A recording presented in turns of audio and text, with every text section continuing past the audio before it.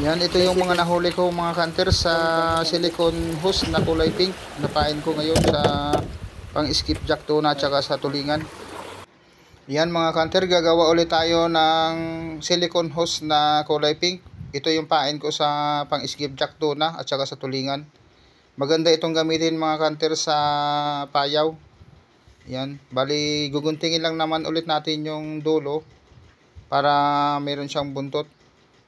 Ganun lang ang proseso mga kanter. Pagkatapos nyan, talagyan natin siya ng tangkay ng bulpin. Yan, ang haba nga pala nito mga kanter ay 3.5 inch ang haba niya. Yan, isukat nyo lang sa daliri nyo. Pagkatapos gagamitan natin siya ng tangkay na bulpin na walang laman, yung walang tinta na bulpin. Yan. Ganyan yung ginagawa kong pang ulo-ulo niya. Pagkatapos ay tatalian natin siya ng kulay pula na sinulid. Kaya pala sinulid na pula mga kanter yung ginagamit kong panali sa mga ganitong pain. Kasi parang hasang siya ng isda na kulay pula. Maganda siyang sibarin ng isda kasi naobserbahan ko kapag pumapalaot ako sa mga payaw. Parang maganda siyang sibarin kasi kulay pula yung tali natin sa ano. Kung wala kayong sinulid na pula, kahit anong sinulid na lang yung gamitin nyo kung meron kayo dyan.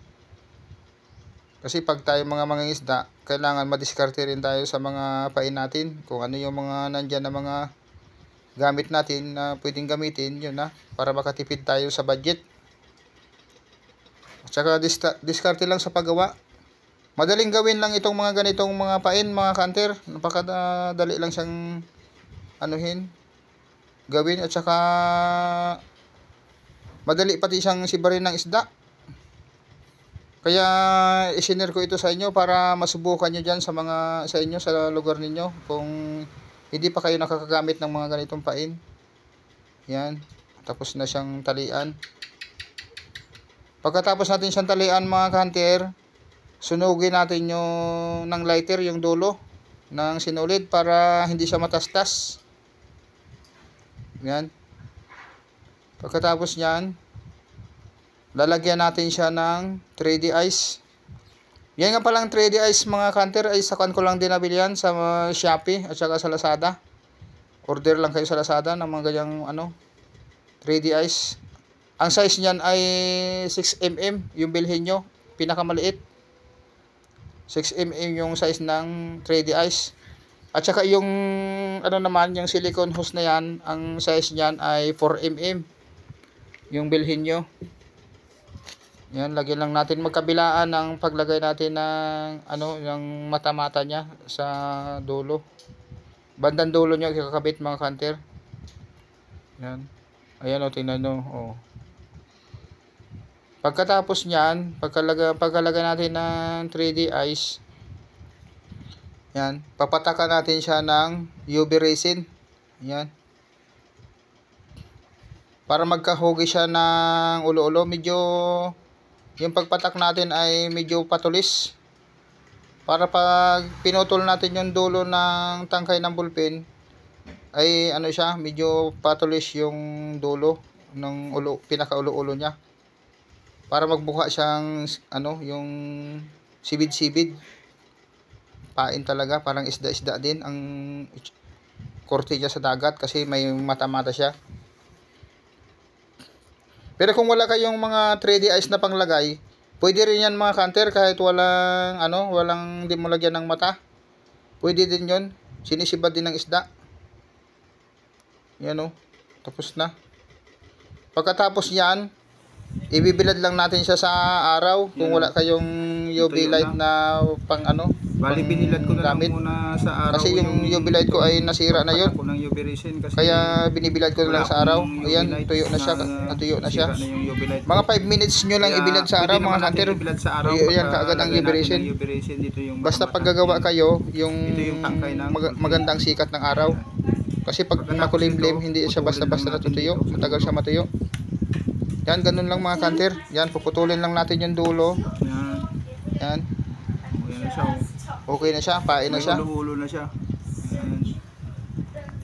Pagkatapos yan, lalagyan natin ito ng nylon. Dito natin itutusok yan sa butas. Yan o. Yan. Tapos dito yung gamit nating hook, bingwit, biwas kung tawagin ng iba ay biwas. Yan. Tapos ganito lang paglagay natin sa tansi o. Yan o, ganyan o. 1 2 3 4 5. Tapos ipapasok natin dito sa butas dito ng nylon. Yan. Tapos hilahin lang natin ng pagganyan o. Yun. Ganun lang kasimple mga kanter. Yan. Tapos puputulin natin itong dulo na sobra. Yan. Tapos ganyan na siya oh.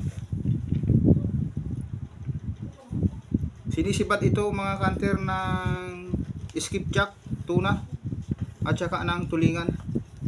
Malupit ito sa tuna ay sa skipjack tuna, malupit ito tsaka sa tulingan. Yan oh. May ulo-ulo na siya. Ganun lang yung paggawa ng ulo-ulo. Yan oh. May UV resin ka lang.